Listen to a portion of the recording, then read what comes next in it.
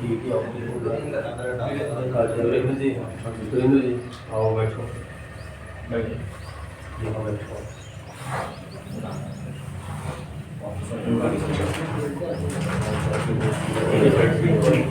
ये सामान इसमें भी ये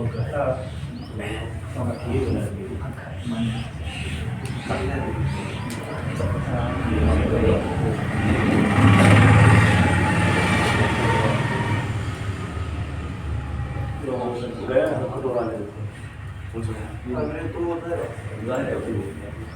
हाँ जी कटोरा लेना था और एक कड़छी बड़ा कटोरा ले आओ। कड़छी ले आओ, एक बड़ा ले आओ, थोड़ा बड़ा कटोरा आसानी से दिएगा।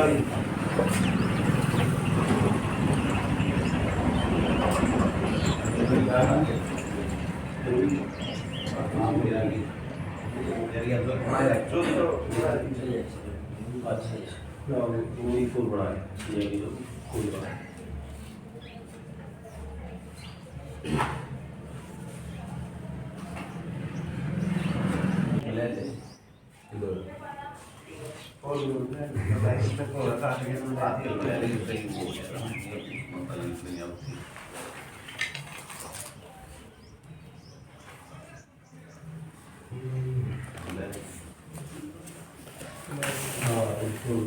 सही बात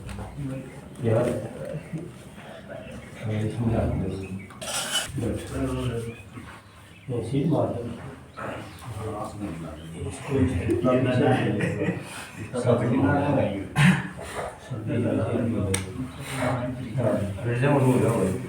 आओ बैठो।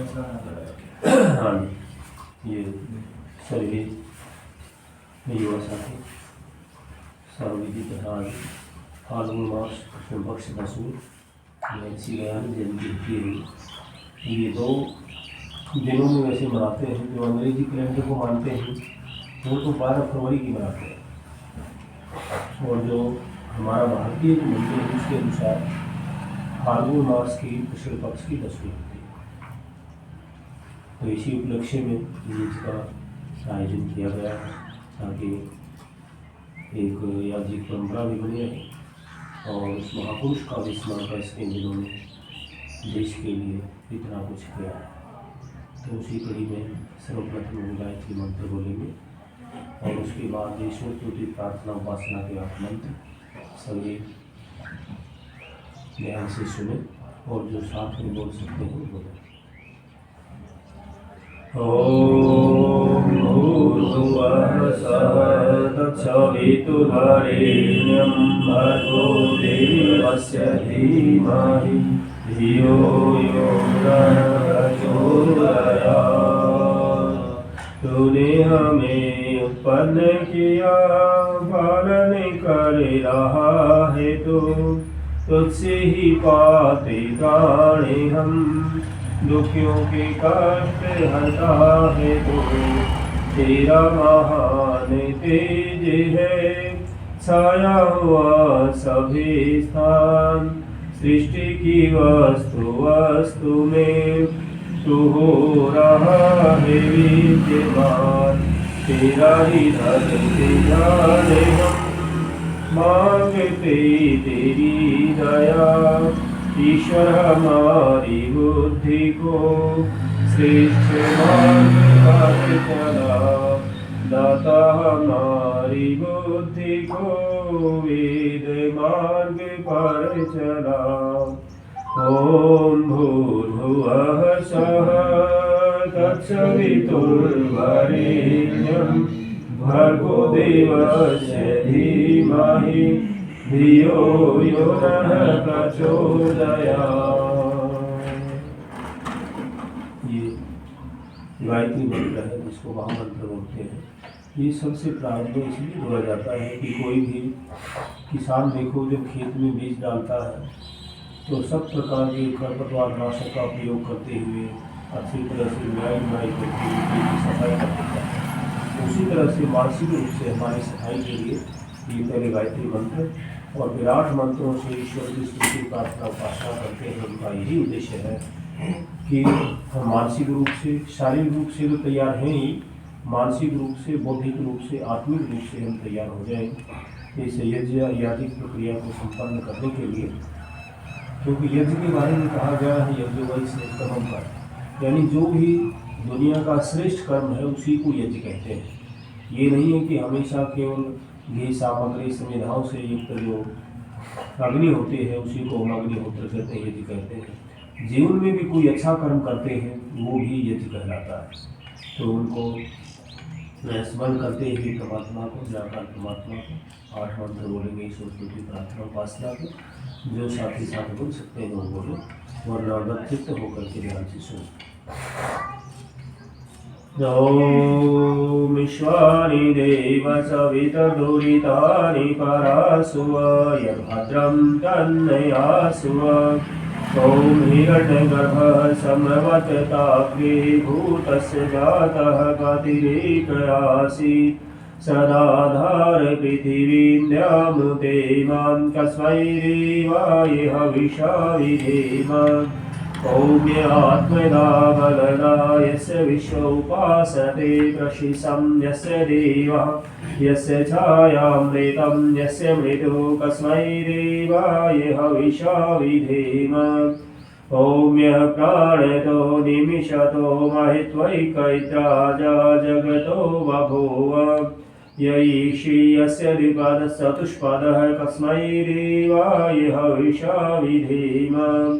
ओमेन रुद्रा पृथिवी च दृढा येन शास्तभेदं येन राकः यो अन्तरिक्षे रजसो विमानः कस्मै देवाय हविषा विधेम।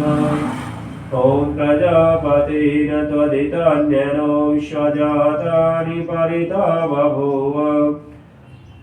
यत्कामस्ते जुहुमस्तनो अस्तु अयं श्यामपतयोरयीनाम्।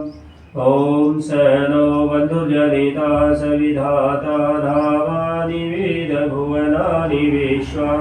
यत्र देवामृतमानसादास्य तृतीये धामन्नधैरयन्तः। ॐ अग्नेनय सुपथाराय अस्मान् विश्वानि देव वायुधानि विद्वान्। यो योधस्वजुहुराणमेनो भूष्ठां तेन भक्तिं निभेमः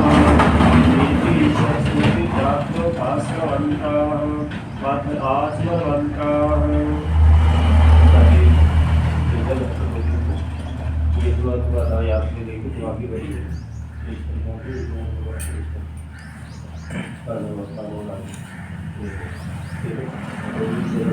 आपको क्या होता है दाएं हाथ के बाएं से, और ये आचमन करना है। आध्यात्मिक भाषा में जल पीना को आचमन बोलते हैं। तो ये आचमन करेंगे, पहले मंत्र बोलेंगे और उसके बाद इस तरह को पिए।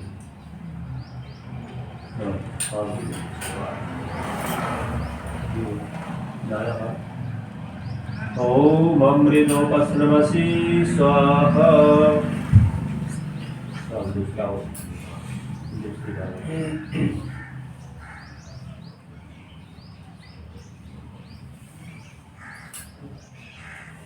पीछे पीछे और पीछे।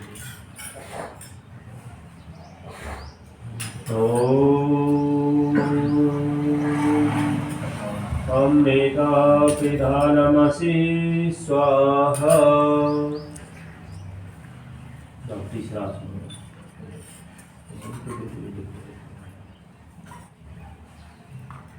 तीसरी बार आसमान करेंगे। ओम सत्यम यशः श्रीर्मयि श्री श्रियतां स्वाहा।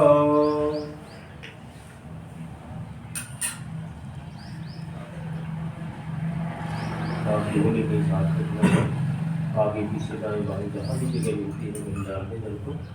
और इस बार बाएं हाथ में जल लेंगे, जो उल्टा हाथ है बायां हाथ है, और इससे जल स्पर्श करेंगे। ये दाएं हाथ के बीच की बड़ी दो जल का स्पर्श करके पहले शरीर का दायां स्पर्श करेंगे, फिर बायां, पहले 16 फिर बायां, इस तरह से आमने सामने देखते रहेंगे। ओम आग्नास्य अस्तु। ओम नासोर में प्राण अस्तु। ओम अक्षणोर्मे चक्षुरस्तु, ओम कर्ण्योर्मे श्रोत्रमस्तु, ओम बाहोर्मे बालमस्तु, ओम उर्वोर्मे ओजोऽस्तु, ओम अरिष्टानि मे वानि तानुस्तनवामि सह सन्तु। ये भी बसता है तो नीचे डाल दें इसको। तो देखो सबसे पहले हमने 3 आचमन जल से लिए हैं। जल के 3 आचमन करने का अभिप्राय है, देखो संसार में 3 प्रकार के दुख होते हैं, आध्यात्मिक, आधिदैविक और आदिक होते हैं। ये तीनों प्रकार के दुखों से हमारी निवृत्ति हो, उनसे छुटकारा हो, ये इसलिए 3 आचमन करते हैं। और फिर जल से ही आचमन हम इसलिए करते हैं कि जल का स्वाभाविक रूप में ठंडक होती है, तो उसी प्रकार से हमारा मन में, आत्मा में, बुद्धि में शांति बनी रहे, जिस प्रकार से जल शांत रहता है। क्योंकि किसी भी अवस्था में हो जल, चाहे वो ठोस है, द्रव्य है, गैस है, वो कभी भी अपने ठंडक के स्वभाव को नहीं छोड़ता। जो ठंडापन होता है उसमें स्वाभाविक होता है। तो उसी प्रकार से ठंडक हमारे विचारों में हो, हमारी आत्मा में हो, हमारे मन में हो, हमारी बुद्धि के अंदर हो, और शरीर भी उसी प्रकार से रोगों से रहित होकर के शांतिपूर्ण काम करते रहे। ये हमने परमात्मा से प्रार्थना की है। और फिर अंगस्पर्श का भी यही उद्देश्य है। सबसे पहले मुख्य अंगों का स्पर्श किया, पहले के दोनों कानों से, फिर भुजाओं से, फिर जंघाओं से, और फिर पूरे शरीर पे छिड़क करके हमने परमात्मा से प्रार्थना की कि परमात्मा आप हमारे शरीर को स्वस्थ रखना, और हम भी स्वस्थ शरीर को रख करके कार्यों में हमेशा भाग लेती रहें, उसी पूर्ण से कार्य को करती रहें। ये हमारी आपसे प्रार्थना है, प्रार्थना करके ये इसका मुख्य भगवान है। क्योंकि कोई भी काम देखो बिना स्वस्थ शरीर के नहीं हो सकता। अगर कोई व्यक्ति प्यासा है और वो सैया पर, खाट के ऊपर बीमार पड़ा है, एक गिलास पानी भी वो खुद नहीं ले सकता, क्योंकि शरीर की आवश्यकता है। और शरीर ही उसका स्वस्थ नहीं होगा, ना तो सामाजिक काम हो सकते हैं, ना व्यक्तिगत काम हो सकते हैं, ना आर्थिक काम हो सकते हैं। किसी प्रकार के कामों को यदि करना संभव है तो शरीर से ही संभव है। इसलिए सर्वप्रथम हम परमात्मा का ध्यान करने के बाद प्रार्थना करते हैं परमात्मा से, परमात्मा आप हमारे शरीरों को स्वस्थ रखें, मन को स्वच्छ रखें, बुरे विचारों से दूर रखें, बुद्धि के अंदर ज्ञान हो, और आत्मा हमेशा शांति पूर्वक रहे, और इस तरह से हम संसार में काम करते रहें। ये इनका अर्थ है। अब ये अग्नि प्रज्वलित करेंगे।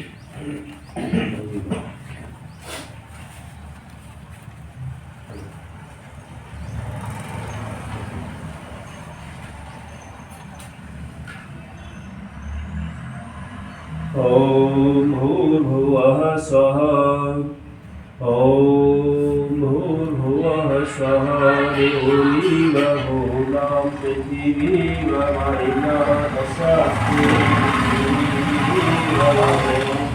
पृथ्वी अग्निमध्यादधे। तुरंत प्रक्रिया पानी चाहिए।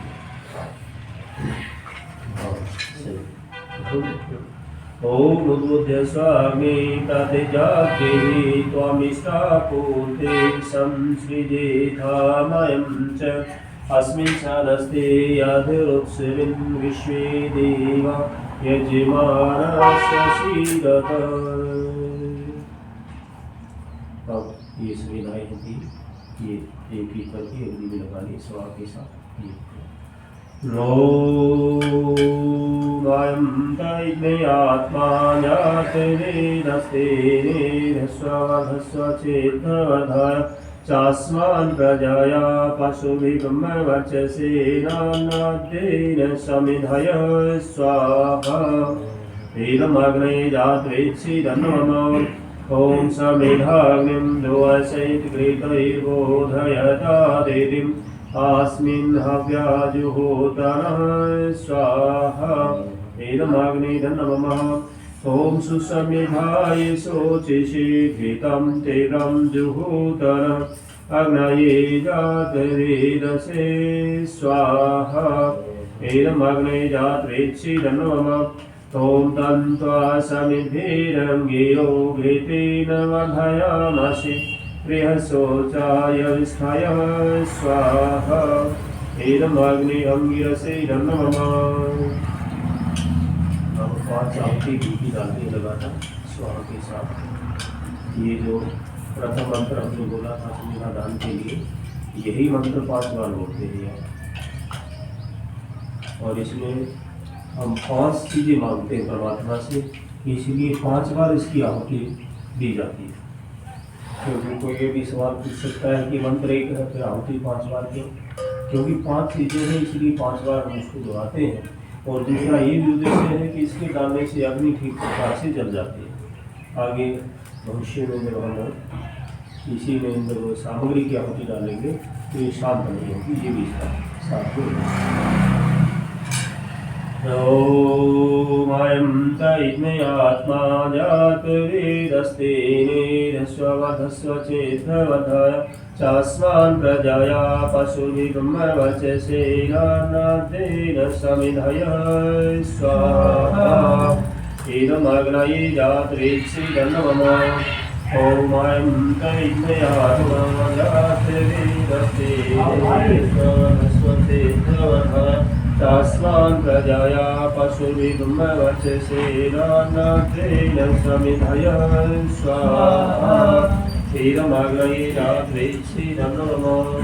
ओम तैमे आत्मा जात वेदस्तेने स्ववधस्व चेतवधय तस्मान् प्रजाया पशुभिर्मवचसेनानादेन समिधय स्वाहा इदमग्नये जात्रेत्सिदन्नमः।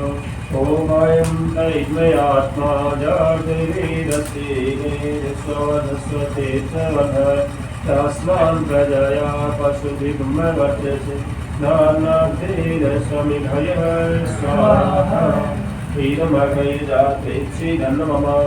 ओम तैमे आत्मा जात वेदस्तेने स्ववधस्व चेतवधय तस्मान् प्रजाया पशुभिर्मवचसेनानादेन समिधय स्वाहा इदमग्नये जात्रेत्सिदन्नमः।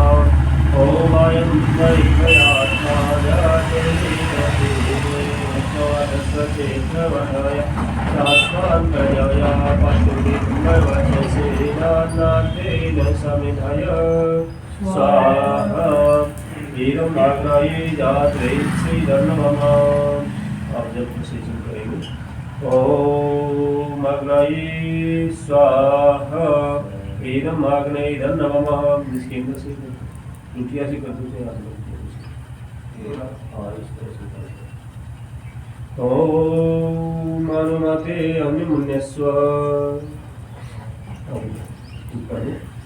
ओम सरस्वती अग्निमुन्यस्व। ओम देव सवितः प्रसूयत्यं प्रसूयत्यपातिं भगाय देव्यो गन्धर्वगीतपुकेतं न पुनातु वाचस्पतिर्वाचं नः सवदतु। चारों ओर चल के और इधर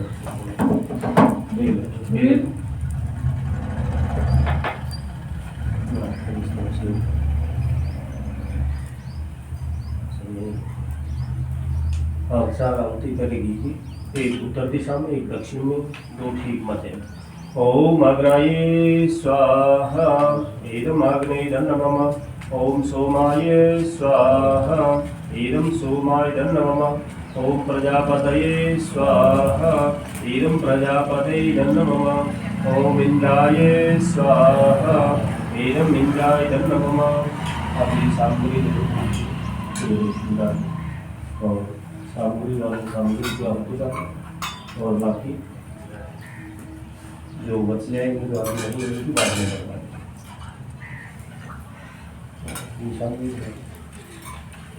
ये। हाँ छोटी आगे आकर के जो पीछे रह जाएंगे उनकी सीधे हाथ से नहीं सीधे डालो ना हाथ से। इस तरह से कम जगह हो जाएगी इससे डालोगे। हाथ थोड़ा आप आगे आ जाओ, आप इधर बैठे और एक दो इस तरह और फिर भी बच्चे आएंगे तो बाद में डलवा देंगे।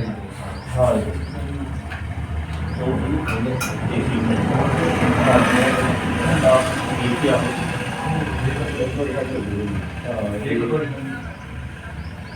2 घंटा कीजिए। मान लीजिए लगातार नहीं डाल पाए एक साथ तो बाद में लगाते हो क्या, जो फिलहाल आगे बैठे हैं ना उसी देखना राशि से ही डालते हैं। ओम सूर्य ज्योति ज्योति सूर्य स्वाहा। आपको दीदी डालूंगा, आपका तो काम दी क्या होती डाल रहे। ओम सूर्य वचो ज्योति वचः स्वाहा।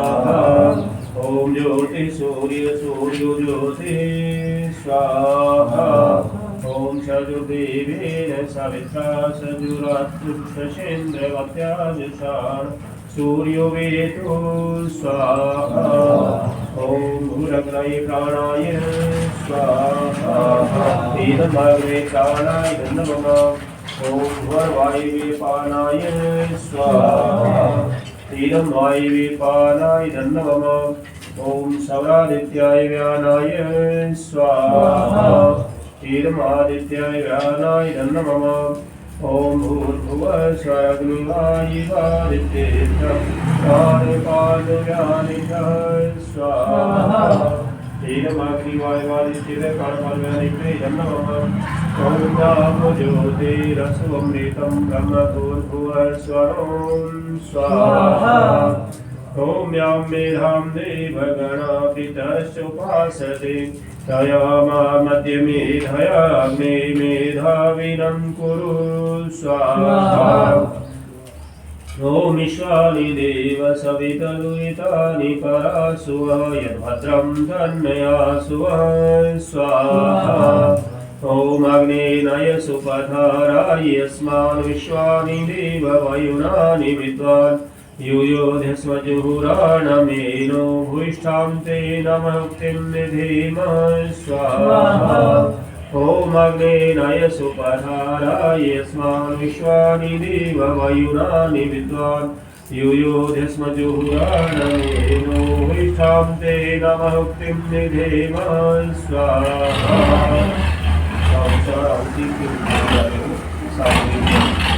उसी क्रम से एक उत्तर में एक बैठेंगे और 2 ठीक करेंगे। ओम अग्नये स्वाहा। एरम अग्नये नमः। ओम सोमाय स्वाहा। एरम सोमाय नमः।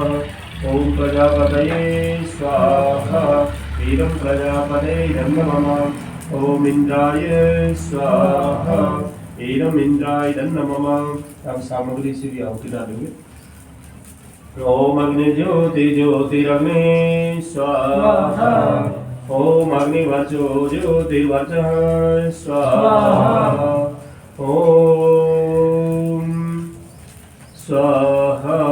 ओम सजुर्देवेन सविता सजुरात्रेन्द्रवत्याजुषाण अग्निर्वेतो स्वाहा। ओम भूरग्नये प्राणाय स्वाहा। अग्नये प्राणाय नमः।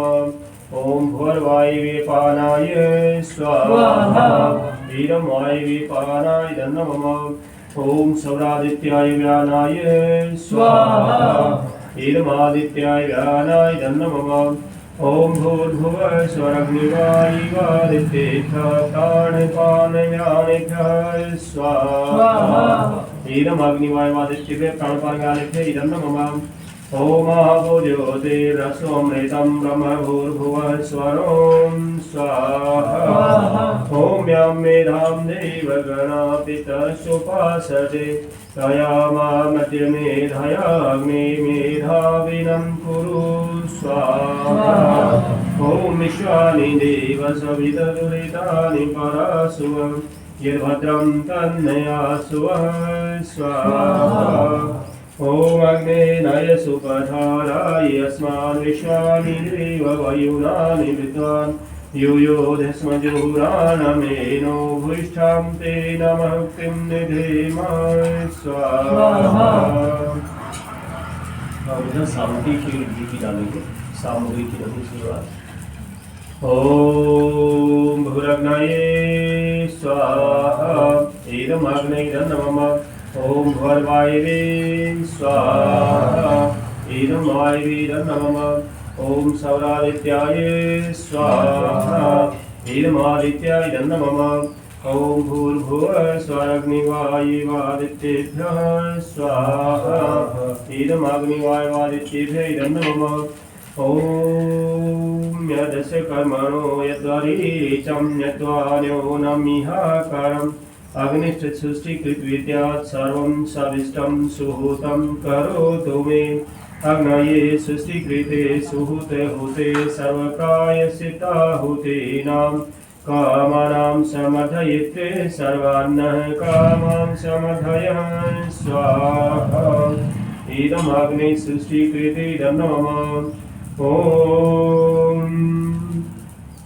स्वाहा इदं प्रजापते इदं नमः ॐ भूर्भुवः स्वः अग्निरायुं क्षिपावस स्वपा सूर्यमिषं तेन आरिवाधस्वदुत्सूनां स्वाहा इदमग्ने पवमानाय नमः ॐ भूर्भुवः स्वः अग्निविशिः पवमानः पाञ्चजन्यः पुरोहितः तमिमहि महागयं स्वाहा इदमग्ने पवमानाय नमः ॐ भूर्भुवः स्वः अग्ने पावस स्वापास्मि वचः सुवीर्यं दधत्रयि मयि पोषं स्वाहा इदमग्ने पवमानाय नमः ॐ भूर्भुवः स्वः प्रजापतेन त्वदितन्यनो विश्वजातानि परिता बभूव यत्कामास्ते जुहुमस्तन्नो वस्तु अयं च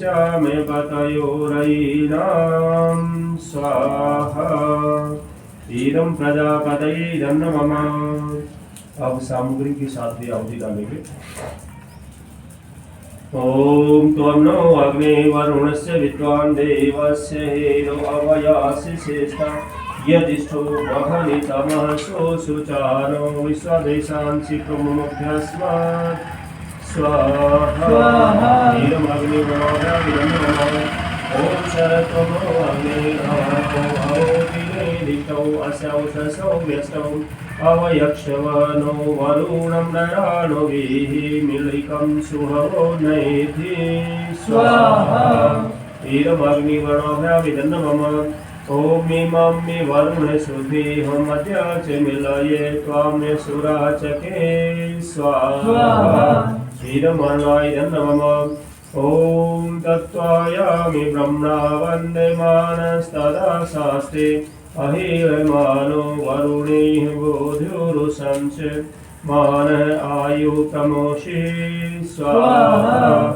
इदमर्वाय नमः ओम एते शतं वरुणये सहस्रं यजया पाशा वितता महान्तः तेभिर्नो अद्य सवितोत विष्णुविश्वे मुञ्चन्तु मरुतः स्वकः स्वाहा इदं सुवित्रे विष्णुवे विश्ववेदभिर्मृद्वेश्वरके वै नमः ओम अयास्य अग्न्यस्य रविशास्त्रे पास्य सत्यमिदं नरासि अयानो यज्ञं विवहासययानो देहि भेषजम् स्वाहा इदमग्नेयसि नमः ॐ ऋतं वरुणपाशमध्यमं मध्यमं श्रद्धाय अथा वयम् आदिते व्रते तव नागसौ अदितये स्याम स्वाहा इदं वर्णायादित्यादित्ये च इदं नमः ॐ भवन्तनः समनसौ सचेतसा वरे पशौ मायजं हिंसिष्टमायजपतिं जातवेदसौ शिवो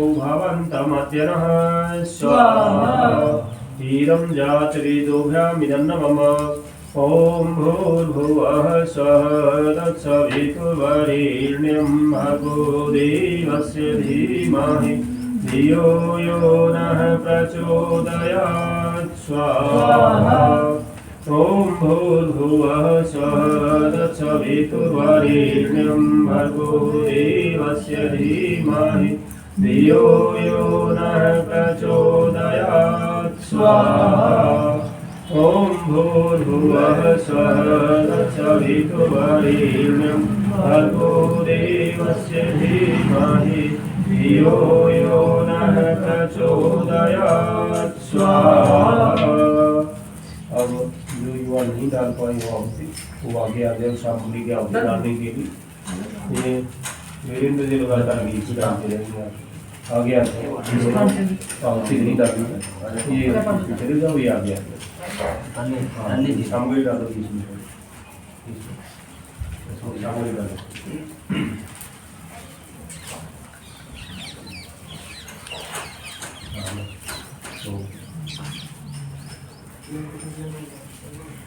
और ये स्वाहा तो देखो सारे मिलकर के मिला देंगे, क्योंकि शरीर से तो देखो हाजिर है नहीं। अगर स्वाहा शब्द भी बोल देते हैं तो आपका वाणी से भी सहयोग होता है, और स्वाहा की वजह से तो बहुत से अर्थ है, लेकिन मुख्य अर्थ होता है सु माने अच्छा और आह माने त्याग, माने हे परमात्मा हम आपके दिए हुए पदार्थों को अच्छी प्रकार से इस अग्नि में त्यागते हैं। उसी प्रकार से बुराई को त्याग करके जैसे अग्नि ऊपर बढ़ती है, इसी तरह से हम जीवन में उत्तरोत्तर उन्नति करते रहें और आगे बढ़ते रहें। ये प्रतीकात्मक होता है वैसे, क्योंकि ये अग्नि जो है हमेशा ऊपर ही उठती है सूर्य की तरफ। जैसे पृथ्वी का प्रत्येक कोई भी पदार्थ इसका विकार ऊपर की तरफ एक तो नीचे आता है, उसी तरह से अग्नि हमेशा ऊपर उठती है। उसी तरह से ये प्रेरणा भी देती है कि मनुष्य को भी अपने जीवन में हमेशा आगे बढ़ते रहना चाहिए, ऊपर उठते रहना चाहिए और नई नई उन्नतियों को छूना चाहिए इस संसार में। ये एक प्रकार से प्रार्थना भी है और संकेत भी है। तो स्वाहा शब्द बोलने का ये इसका मुख्य अर्थ है कि हम बुराइयों को त्यागते हैं और अपनी आत्मा को इस प्रकार से बढ़ाते हैं जैसे हम घी और सामग्री से इस अग्नि को बढ़ाते हैं। तो इसलिए स्वाहा शब्द सारे मिलकर के खिलाते हैं। ओम त्र्यंबकं यजामहे सुगंधिं पुष्टिवर्धनम् उर्वारुकमिव बन्धनान् मृत्युर्मुक्षीयमामृतात् स्वाहा।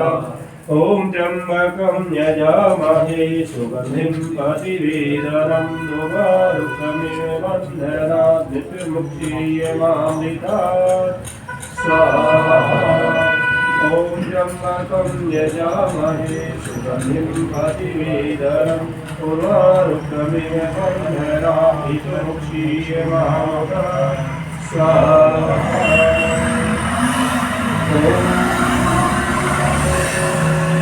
भद्रं कर्णेभिः शृणुयाम देवा भद्रं पश्येमाक्षभिर्यजत्रा स्थिरैरङ्गैस्तुष्टवांसस्तनोभिर्व्यसेमहि देवहितं यदायुः स्वाहा। ओम सरस्वती न पावकवाजिभिर्वाजिनिवतु त्वति यज्ञमस्तु ध्यावसो स्वाहा। ओम भद्रं कर्णेभिः शृणुयाम देवा भद्रं पश्येमाक्षभिर्यजत्रा स्थिरैरङ्गैस्तुष्टवांसस्तनोभिर्व्यसेमहि देवहितं यदायुः स्वाहा। ओम सहस्राक्षः सहस्रपादः स्वभूमिं विश्वतु विद्याम् अर्थतिष्ठदशाङ्गुलं स्वाहा। ओम स्वस्ति पन्थामनुचरेम सूर्यचन्द्रमसा विवम् पुनर्दत्ता घ्नता जानता संगमे महि स्वाहा। ओम स्वस्ति न इंद्रो वृद्धश्रवाः स्वस्ति न पूषा विश्ववेदाः स्वस्ति नस्तारक्षयो अरिष्टनेमि स्वस्ति नो बृहस्पतिर्दधातु स्वाहा।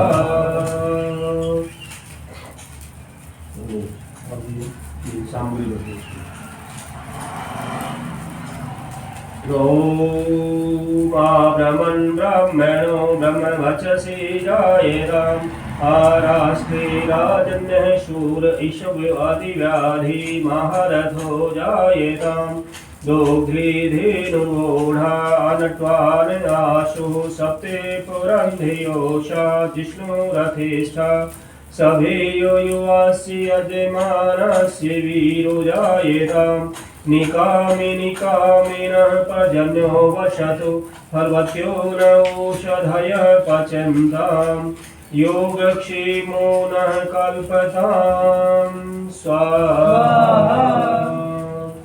ॐ भूर्भुवः स्वः तत्सवितुर्वरेण्यं भर्गो देवस्य धीमहि धियो यो नः प्रचोदयात् स्वाहा।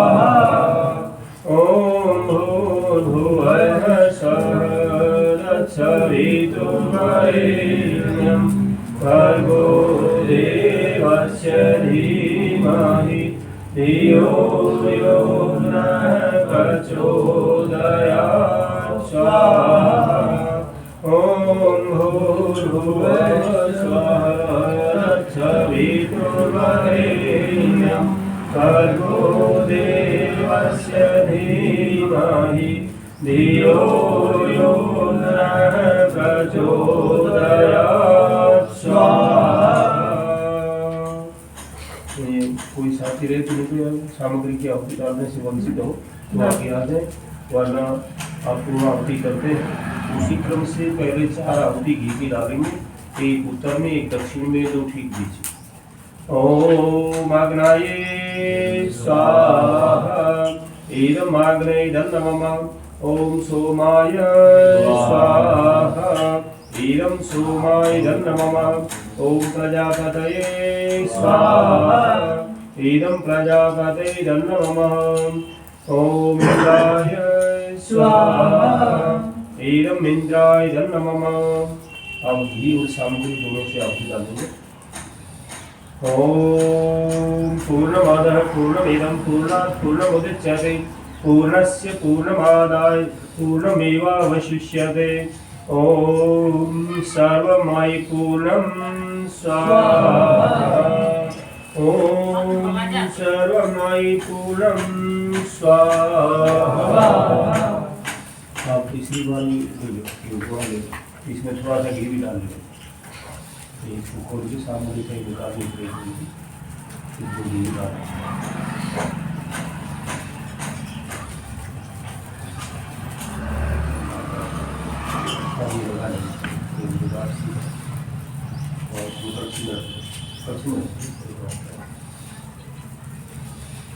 यहाँ भी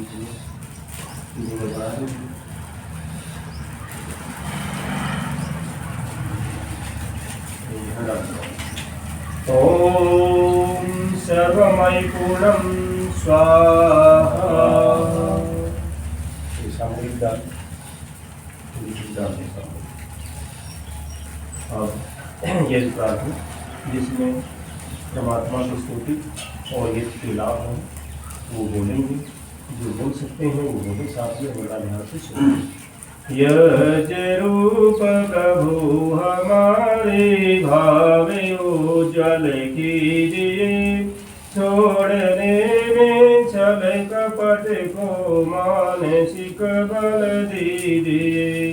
वेद की बोले ऋचाएं सत्य को धारण करें, हर्ष में हो मग्न सारे शोक सागर से तरें।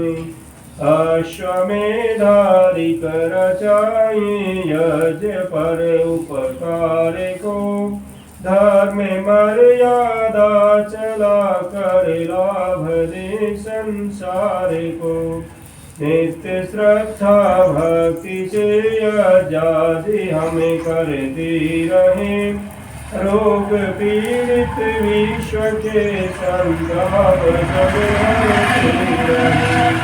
भावना मिट जाए मन से पाप अत्याचार की, कामनाएं पूर्ण होवे यज्ञ से नर नारी की। लाभकारी हो हवन हर प्राणधारी के लिए, वायु जल सर्वत्र हो शुभ गंधि को धारण किए।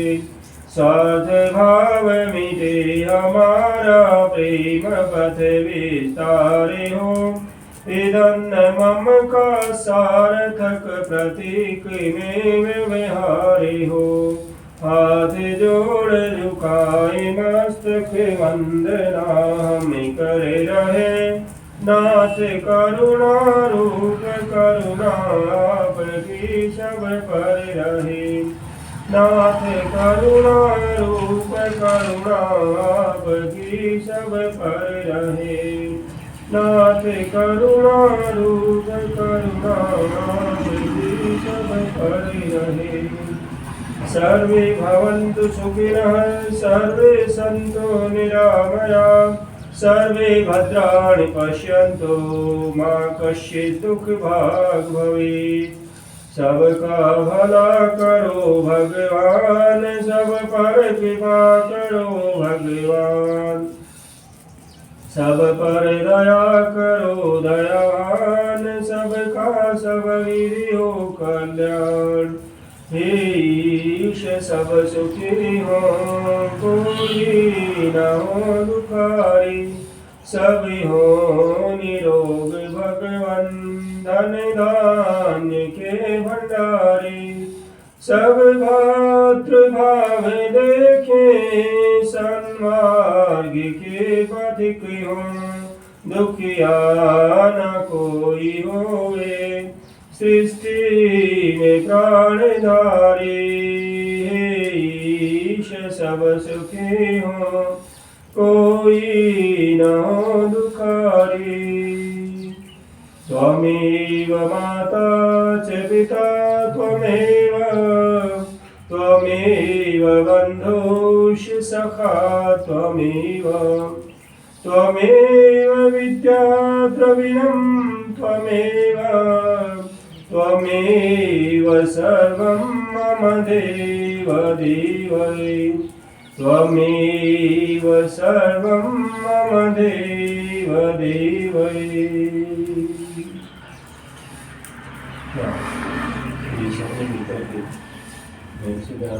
जयंती के उपलक्ष्य में युद्ध किया। ये शांति पाठ की बात ये सभा में चर्चित है। उससे पहले 2 मिनट 4 मिनट कोई साथी बोलना चाहे तो बोले और 2 मिनट के बाद में मैं बोलता हूँ फिर शांति पाठ करते हैं।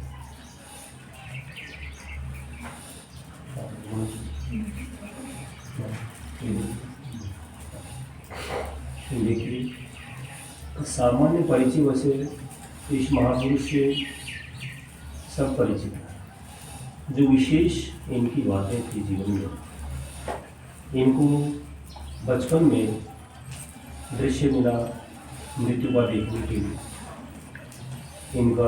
इनकी एक प्रिय बहन, इनके एक चाचा जो बचपन में उन्होंने देखा कि बोलते बोलते दूर सूची का रोग हुआ जिसमें शुगर नहीं रोक रहे वो जन्म से इनको इच्छा हुई कि मृत्यु क्या है और मृत्यु के ऊपर विजय पाते।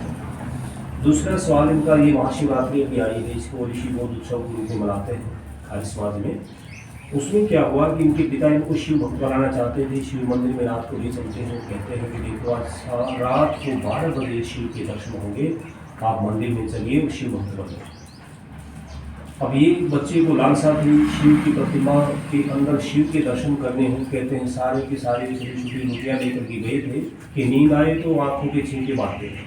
ठीक रात के 12 बजते हैं, सभी सो जाते हैं, लेकिन 12 बजे इसका बचपन का नाम मूल शंकर था, जागते हैं। ठीक 12 बजे एक चूहा आता है और उसे शिव प्रतिमा के ऊपर उसके शिव के ऊपर बैठ करके मूत्र करता है, विष्ठा करता है और उसके ऊपर फल जो रखे हुए थे उनको छूता है, स्पर्श करता है, खाता है। उसके तुरंत बाद ही अपने पिता को जगाते हैं, जम करके जो गहरे निद्रा में थे, क्योंकि पिताजी देखिए आपका शिव ये कहते हैं कि पूरे संसार को संभालता है, स्नान करता, पालन पोषण करता है, तो कुछ रक्षा नहीं कर पाता, ये चूहों से भी रक्षा नहीं कर पाता, ये कैसे शिव होती है देखिए इसको। तो तुरंत उठ करके देखते हैं, बच्चे की जिज्ञासा को शांत करते हैं, कह करके कि बेटे ये असली शिव नहीं है, असली शिव को दूर कहीं पहाड़ों में पर्वतों में मिलेगा, हिमालय पर्वतों में मिलेगा। फिर कहते हैं मूल शंकर ये कह करके पिताजी अगर ये सच्चे शिव नहीं है, अगर पहाड़ों में दर्शन होते हैं तो मैं ऐसे शिव को नहीं मानता। तुरंत घर के 3:30 बजे जाता है, क्योंकि मंदिर आज भी है संघारा गाँव में, तो वो गाँव से बाहर है, थोड़ा वन की तरफ होता था, आजकल तो थोड़ी बहुत बस्ती है वहाँ से पैदल चल कर के आते हैं। 3 साढ़े 3 बज जाते हैं, वहाँ से आकर के भोजन मांगते हैं, खा पी करके सो जाते हैं। पिता आते हैं, आकर के बड़े नाराज होते हैं, जब ये पता चलता है कि लोग सुबह भोजन करके सोया है, क्योंकि वो तो शिव को भक्त बनाना चाहते थे उनको। और तीसरे उनके जीवन में ये घटना होती है कि शिव को एक सन्यासी को देखते हैं गरीब मुस्कुराते हैं। उसने सोचा शायद सन्यास का दिल बहुत बढ़िया, और उनके मन में 2 इच्छाएं होती हैं कि मुझे सच्चे शिव के दर्शन करने हैं और मोक्ष में विजय प्राप्त करनी है। मृत्यु क्या चीज़ है, इसके लिए वो घर से निकल पड़ते हैं, बहुत सी जगह को घूमते हैं, लेकिन आखिर में लोगों ने बताया कि यहाँ हिमालय की कंदराओं में एक सन्यासी रहते हैं, उसमें 100 की भी पार उसकी जो है आयु थी, उसका नाम था स्वामी संपूर्णानंद। संपूर्णानंद ने उसे कहा कि देखो दयानंद, मेरी जो आयु है 100 से पार हो चुकी, 120 के आसपास की थी उनकी आयु, कि मेरा ना तो मुझे आंखों से दिखाई देता, ना मैं चलने फिरने लायक हूँ। मेरा एक शिष्य है मथुरा में जिसका नाम है मिर्जानंद, तुम मिर्जानंद दंडी के पास चले जाओ, वो तुम्हें सच्चे शिव के दर्शन करवा देंगे। उनके पास वो कहते हैं तुरंत पहुँचते हैं, जाकर के दरवाजा खटखटाते हैं तो अंदर से आवाज़ आती है कि कौन? वो कहते हैं कि महाराज मैं यही जानने के लिए आया हूँ कि मैं हूँ कौन। उसने समझ लिया कि वास्तव में यहाँ भाष्य है। दरवाजा खोल करके कहते हैं कि देखो यहाँ अगर पढ़ना है तो 2 शर्तें हैं, एक यहाँ साफ सफाई करनी पड़ेगी, दूसरी गंगा से हर रोज एक ताज़ा पानी का घड़ा मुझे मेरे लिए यहाँ रखना होगा। दोनों शर्तों को स्वीकार कर लेते हैं। और तीसरा ये भी कहते हैं कि उसने संन्यास धारण कर लिया था, ये भी कह दिया था कि हमारा ठिकाना यहाँ नहीं होगा, अपनी तरफ से प्रबंध करना होगा। और वहाँ भी देखो कितनी बड़ी आपदा, उसको उस समय पौराणिक समाज में कोई ठिकाना देने वाला नहीं मिलता। एक मंदिर की मेरी कोठरी मिलती है, जिस कोठरी में अगर वो पैर सीधे कर लेते हैं लेट नहीं सकते, और लेटते हैं तो पैर नहीं सीधे कर सकते। उस कोठरी में उसने 1.5-2 साल के लगभग बिताया। और कहते हैं गुजरात के एक व्यापारी बिल्कुल मिल गए जो एक समय के भोजन का प्रबंध करते थे और एक ही समय भोजन करते थे। और इस तरह से उसने तपस्या पूर्ण जीवन जीते हुए लगभग पूरे 2 वर्ष रहे वहाँ। जब विदाई के क्षण आए तो कहते हैं उन्होंने एक उनके सहअध्यायी से, सहपाठी से पूछा कि बताओ मेरे गुरु के लिए प्रिय वस्तु क्या है। तो उन्होंने कहा कि देखो ये लौंग खाते बड़े चाव से, और ये मथुरा के आसपास बहुत ज़्यादा वन होता था वहाँ, उस समय लौंग के वृक्ष होते हैं। उनको कहते हैं मुट्ठी भर तोड़ करके लाते हैं और ला करके सारे शिष्य उनको लौंग दे करके विदा लेते हैं। लेकिन दयानंद की बारी आती है तो वो कहते हैं कौन? बोले मैं दयानंद। बोले दयानंद क्या नहीं? बोले गुरु जी और क्या? मैं तो सन्यासी, एक मुट्ठी भर लौंग लेके आया। बोले दयानंद ये तुझसे तो उम्मीद नहीं, एक मुट्ठी भर लौंग मेरी इतनी विद्या के बदले? तो कहते हैं उसमें दयानंद कहते हैं कि महाराज मेरे पास तो मेरा शरीर और मैं क्या दान दे सकता हूँ, मैं तो सन्यासी। तो उस समय कहते हैं विद्यानंद के दयानंद यही दान कर दो, जब शरीर तुम्हारे पास है और विद्या तुम्हारे पास है, शरीर क्यों नहीं दान कर देते? तो कहते हैं तुरंत वो शरीर का ध्यान करते कहते हैं कि बताइए गुरुजी मेरे लिए क्या आदेश है। तो कहते हैं उस समय गुरु शिष्य दोनों गले मिलते हैं, आंसुओं की झड़ी लगती है, क्योंकि विद्यानंद को मालूम था ये तुम्हारे सबसे योग्य शिष्यों में से एक हैं और तुम्हारे सपनों को यही साकार कर सकते हैं। 2 आज्ञा उसमें दी थी उन्होंने, एक तो मेरा देश स्वतंत्र है, इसको आज़ादी दिलवाई जाए, और दूसरा वेदों का प्रचार नहीं है, इस देश में लोग अंधविश्वास में पाखंड में फंस चुके हैं, वेदों का प्रचार किया जाए। इसके लिए वो निकल पड़ते हैं, जगह जगह शास्त्रार्थ करते हैं, पाखंड खंडनी ध्वजा यहाँ हरिद्वार में आकर के गाड़ते हैं। उसके बाद लोगों ने चारों तरफ जो भ्रमण करके निकले, अंत में पूछा स्वामी जी आपका कार्यक्रम क्या है, आप चाहते क्या लोगों से? उसने कहा कि मैं पाखंड को मिटाना चाहता हूँ। फिर लोगों ने कहा महाराज पाखंड की जो नगरी है वो तो काशी है, आप काशी में जाकर के काशी के पंडितों से शास्त्रार्थ करो। काशी का उस समय कहते हैं जो राजा था, राजा धीराज, उसने भी पौराणिकों का साथ दिया और पौराणिक पंडित करीब 100 के आसपास उस समय, और हजारों की जनता बीच में उमड़ पड़ती है कि महर्षि दयानंद के पास ही उनका शिष्य था और वही मजबूती से खड़ा होना चाहता था। लेकिन वो पौराणिक पंडितों ने बाहर से रास्ता रोक करके उसको रोक दिया, कह दिया कि भाई देखो समय हो चुका है, महर्षि दयानंद जा चुके हैं, अब शास्त्रार्थ में वही भाग लेंगे। तो शास्त्रार्थ में कहते उन्होंने लोगों को पराजित किया और विषय रखा था वेद में मूर्ति पूजा है या नहीं, और उसमें एक मंत्र आता है नए तस्य प्रतिमास्ति यस्य नाम है, जैसा माने जिस परमात्मा का नाम लेना ही कारक है, उसकी कोई प्रतिमा कोई मूर्ति नहीं है। और इसके ऊपर उन पौराणिकों की कहते हैं करारी हार हुई और वो 11 नवंबर की शायद तिथि है, काशी में आज भी उसकी वर्षगांठ मनाई जाती है। 151 मनाई जाएगी, एक तो 50वीं तो बना चुके हैं, 151 में आएगी उसमें मनाएंगे। और वो एक तरफ पौराणिक मनाते हैं, एक तरफ महर्षि दयानंद के शिष्य मनाते हैं। तो खैर दूसरा इनका ये था कि देशभक्ति के लिए 1857 की क्रांति के समय का महर्षि दयानंद का जो जीवन है वो अज्ञात मिलता है। और उसमें ये कपूर सिंह जो मंत्री थे हमारे सरोखाप के, गुजर चुके, अब तो उत्तर प्रदेश का जिला शोरूम है बुलंदशहर में, वहाँ उनकी घर सरोखाप पंचायत का इतिहास रखा हुआ है। उसमें वो लिखते हैं कि गोलमुख वाले सन्यासी होते थे, घोड़े पर चढ़ करके वो लोगों को संदेश देते थे कि 31 मई 1857 की तारीख निश्चित कर दी गई थी। हर एक सैनिक छावनी में 2 कमल के फूल बांटे गए थे। प्रत्येक गांव में 2 रोटी होती थी और रोटी की पपड़ी के नीचे एक पत्र होता था। वो पत्र ये होता था कि क्रांति के लिए तैयार हो जाओ और ये रोटी तुम्हें अगले गांव में फिर पहुंचानी, उनको फिर क्रांति के लिए तैयार करना। और महर्षि दयानंद ने मथुरा में मीटिंग करके, जिसमें मुसलमान भी थे, जिसमें सिख भी थे, बौद्ध भी थे, जैन भी थे, हिंदू भी थे, और सबको इकट्ठा करके कहा था भाई देखो स्वतंत्रता सबसे घटिया चीज होती है, स्वराज्य जो है सर्वोपरि चीज होती है। ये सत्यार्थ प्रकाश में महर्षि दयानंद ने लिखा है 6ठे समोल्लास में। वो कहते हैं कि जो विदेशी राजा चाहे पिता के हुए हो, लेकिन स्वराजा वो अच्छा ही होता है। विदेशी राजा चाहे पिता की तरह प्यार करे, वो अच्छा नहीं होता। उसको देख करके कितने नौजवान देखो शहीद हुए, तैयार हुए। और महिलाओं की नेत्री बनाई गई थी लक्ष्मीबाई, और पुरुषों के नेता बने थे नाना साहेब। इन दोनों के नेतृत्व में लड़ाई हुई तो मंगल पांडे ने थोड़ा सा समय से पहले जो उसमें आकर के तैयार कर दी बैरपुर छावनी से। अगर एक समय पे एक क्रांति शुरुआत होती तो महर्षि दयानंद का इतना बड़ा योगदान था उसमें कि चारों ओर से देश स्वतंत्र हो चुका होता। और फिर भी उनके प्रयासों से देखो 3 महीने तक देश स्वतंत्र रहा, ये तो हमारे इतिहास में बताया नहीं जाता। जून, जुलाई, अगस्त 3 महीने देश स्वतंत्र था और अंग्रेज बोरिया बिस्तर बांध करके चले गए थे। लेकिन यहाँ हमारे यहाँ भी फिर वो एक शोभाराम प्रेमी ने गीत लिखा ना, नहीं बिगाड़ा भारत का कुछ, विदेशी तलवारों ने भारत को बर्बाद किया है भारत के गद्दारों ने। क्या हुआ, जितनी देशी रियासत थी उन सबने पत्र लिखे कि अंग्रेजों आओ, सेना हम देंगे, आप आओ, पैसा हम देंगे, आप दोबारा से गुलाम बनाओ हमारे देश को। और सबसे पहला पत्र था महाराजा सिंधिया का। ये सिंधिया राजे जो 2 बार राजस्थान की सीएम बन चुकी है और केंद्र में इसका एक जो भाई है वो मंत्री बन चुका है। ये लक्ष्मीबाई को मरवाने में नहीं कहा था और इनका पहला पत्र गया था। दूसरा था जूनागढ़ के नवाब का, तीसरा बात था हैदराबाद के नवाब का, और चौथा पत्र था महाराजा जींद का। 10 पत्र हैं जो ये हाउस ऑफ कॉमन्स की जो लाइब्रेरी है इंग्लैंड में, उसमें वो 10 के 10 पत्र संग्रहालय में रखे हुए हैं। अगर ये देशी राजा उस समय गद्दारी ना करते तो देश 1857 में ही स्वतंत्र हो चुका होता और उसमें बहुत कुछ हमारा बचा हुआ था। हमारी शिक्षा नीति जो बची हुई थी, संस्कार बचे हुए थे, वैदिक ज्ञान बचा हुआ था। और महर्षि दयानंद को भी देखो 17 बार जैन किया गया। 17वीं बार हलाहल विष, जिसको अंग्रेजी में, इसमें गुजराती में कहते हैं कांच, अंग्रेजी में कहते हैं उसको आर्सेनिक, और हिंदी में कहते हैं हलाहल, वो विष उसको दूध में दे दिया गया। और फिर भी देखो कमाल की बात, जो हत्यारा था तो उसको बुला करके पूछा कि बताओ जगन्नाथ रसोई में कौन था? बोले महाराज नहीं था। बोले दूध में जहर किसी ने मिलाया? बोले मैंने मिलाया।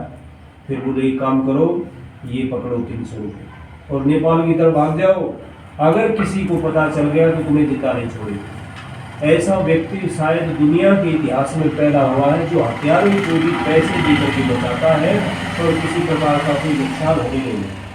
दूसरी बात, देश प्रेम का एक उदाहरण देकर की बात को खत्म करते हैं। एक समय कहते हैं महर्षि दयानंद इधर गंगा के किनारे ध्यान अवस्था में बैठे हुए, अचानक आँख खुली और एक महिला 6 महीने के अपने बच्चे को कफन में लपेट करके गंगा नदी में प्रवाहित करती है और उस वस्त्र को धोकर के वापस रख देती है। जब दयानंद ने यह दृश्य देखा, उसने कहा बहन जी आप रुकिए। बोले महाराज जादू बाबा आपको क्या कहा? बोले ये बताइए ये कपड़ा आपने क्यों रखा? उसने 1-2 बार डालने की कोशिश की कि कोई बात नहीं महाराज, आप सन्यासी क्या करना, आप तो सांसारिक उसको आप छोड़ दीजिए इस बात को। बोले नहीं मैं जानना चाहता। बार बार जब वो पूछते हैं तो कहते हैं 3री बार उसको बताना पड़ा और उसने बताया कि महाराज मेरे घर के अंदर मेरे तन पे एक ही साड़ी है और मेरे पुत्र के कफन के लिए मेरे पास पैसे नहीं थे, ना घर में कोई कपड़ा था। मैंने साड़ी के पन्नों को फाड़ करके इसको अपना कफन बनाया और अब घर जाकर के मैं इसको इस सुई धागे से इसको सी करके इस साड़ी को पहनूंगी, इसलिए मैंने रखा। तो उस दिन कहते महर्षि दयानंद फूट कर गए। देखो घर छोड़ा तब नहीं रोए, मिर्जानंद की कुटिया छोड़ी तब नहीं रोए, पिता की ये चाचा की मृत्यु पर नहीं रोए, बहन की मृत्यु पर नहीं रोए, लेकिन जब देश की दुर्दशा देखी तब वो दयानंद एकदम कहते हैं फूट फूट करके रोते। और कई बार तो कहते इतनी चिंता होती थी और रात के 12 बजे बेचैन होकर के उठ खड़े होते। और किसी कवि ने कहा है उसमें उनकी दशा के बारे में कि एक हुक सी दिल में उठती है, एक दर्द जिगर में होता है, हम रात को उठ कर रोते हैं जब सारा आलम सोता है। तो ये उनकी स्थिति थी। उस व्यक्ति के अंदर, उस महापुरुष के अंदर देशभक्ति की भावना, धार्मिक भावना, ईश्वर प्रेम, यहाँ तक कि राष्ट्र प्रेम, गो सेवा, और जो बिछड़े हुए थे उनको भी गले लगाना, उन सबको वैदिक धर्म में शामिल करना, पूरे संसार को। एक ऋग्वेद में एक मंत्र है, इंद्रम वर्धन्तु अपगणन्तु अरावण है किरणवन्तु विश्ववाणी, जिसका मतलब ये है कि सबसे पहले धरती का सुधार करो और फिर विश्व का से संसार लगाते विश्व सब, फिर सबको आर्य बनाओ। ये उनकी विचारधारा थी। और इस प्रकार से वो व्यक्ति इस प्रकार से अपने कृतित्व से भी, जिन्होंने खुद गुजराती भाषी होते हुए संस्कृत को अपने ये शिक्षा दीक्षा का माध्यम बनाया। फिर देवेंद्र नाथ मुखोपाध्याय बंगाल में मिले थे, उनके कहने से आग्रह किया कि महर्षि जी, आप यदि संस्कृत को छोड़ करके हिंदी को अपना लेते हैं तो आप सारी सामान्य जनता आपके विचारों से परिचित होगी, आप तो गिने चुने लोग समझते हैं। बोले ठीक है। उस व्यक्ति ने 3 महीने में हिंदी को सीख करके सत्यार्थ प्रकाश जैसी रचना दी। आज का कोई भी PhD इंसान विदेशी भाषा को सीख करके या एकदम नई भाषा को सीख करके इतनी कुशलता पूर्वक किसी ग्रंथ का निर्माण कर देगी जिसमें संस्कृत के लगभग 3000 ग्रंथों का निचोड़ है। ऐसी विद्वत्तापूर्ण पुस्तक आज भी जो PhD है वो उंगली दबाते हैं दांतों तले कि इतनी गंभीरता से इतने विचारों को इकट्ठा करके इतनी कुशलतापूर्ण उन्होंने जो लिखा वो दूसरा कोई नहीं कर सकता। तो ऐसे महापुरुष को इस प्रकार से उनकी जयंती में और कोई न कोई नया संकल्प, नया प्रस्ताव, नया विषय को लेकर के उसके संकल्प के साथ मनाएं। ये सब इस प्रकार से सब उत्सव पर यहाँ इकट्ठे हुए। ये इतना उद्योग किया इस संग्रह के लिए, इतनी वस्तुओं के लिए, इतने साथियों के लिए, इनके लिए बहुत बहुत आभार सबका, बहुत बहुत धन्यवाद। आप शांति पाठ करते हैं और उसके बाद ये इसकी कार्रवाई संपन्न। ओम देव शांतिरंतरिक्षं शांति पृथिवी शांतिरापः शांतिरोषधयः शांति वनस्पतयः शांति विश्वे देवाः शांति ब्रह्म शांति सर्वं शांति शांतिरेव शांति सामा शांतिरेधि। ओम शांति शांति शांति। ओम। जो बोले सो अभय। वैदिक धर्म की जय हो। मर्यादा पुरुषोत्तम श्री रामचंद्र जी की, गुरु विद्यानंद दंडी की, महर्षि दयानंद की, योगीराज श्री कृष्ण जी महाराज की, देश पर बलिदान होने वाले सभी वीर और वीरांगनाओं की, सभी संत और महात्माओं की। ओम का झंडा ऊंचा रहे, वेद की ज्योति, प्रणव ध्वनि पूरा सांस भर के और ओम की ध्वनि करते हुए सांस को निकाले।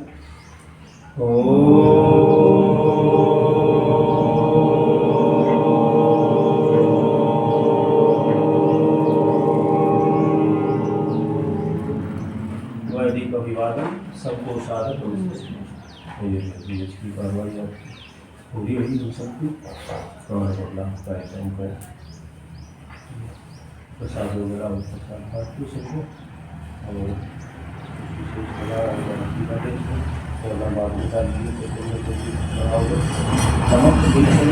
मसाला वो छोड़ के पूरी डॉक्टर में डाले।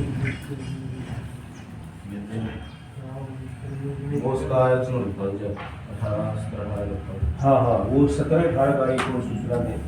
18 और 19 का, 18 की महाशिवरात्रि है, 19 का इतवार, जो अपना जींद के अंदर सफेदो रोड के ऊपर संत रविदास धर्मशाला, ब्राह्मण धर्मशाला के साथ वहाँ 2 दिन का आर्य निर्मात्री सभा का कार्यक्रम है, जिसमें महासत्र का आयोजन है। महासत्र का मतलब है, सत्र तो देखो लगाते रहते हैं कि अधिक से अधिक संख्या में जुड़ जाती हो, ताकि वो उसके जीवन में कोई न कोई परिवर्तन आए। 2 दिन में 18 से 20 घंटों में चारों वेदों से और शास्त्रों का मुख्य निचोड़, मुख्य जीवन का उद्देश्य, धर्म क्या है, ईश्वर क्या है, परमात्मा क्या है, पुनर्जन्म क्या है, क्या मनुष्य की कर्तव्य है और हम जन्म लेकर के क्या हमें करना चाहिए धरती के ऊपर, कौन सी कार्य निषिद्ध है और किन की विधि है, ये सारी बातें आपको 2 दिन निचोड़ के रूप में समझाए जाएंगे।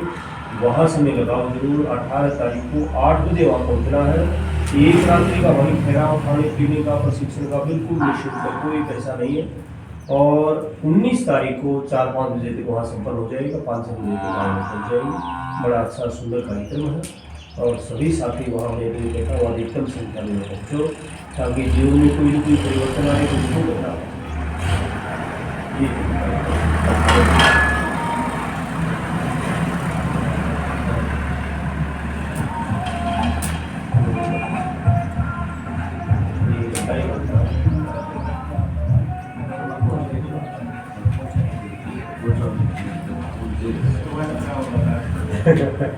पूरा कला किसको आपको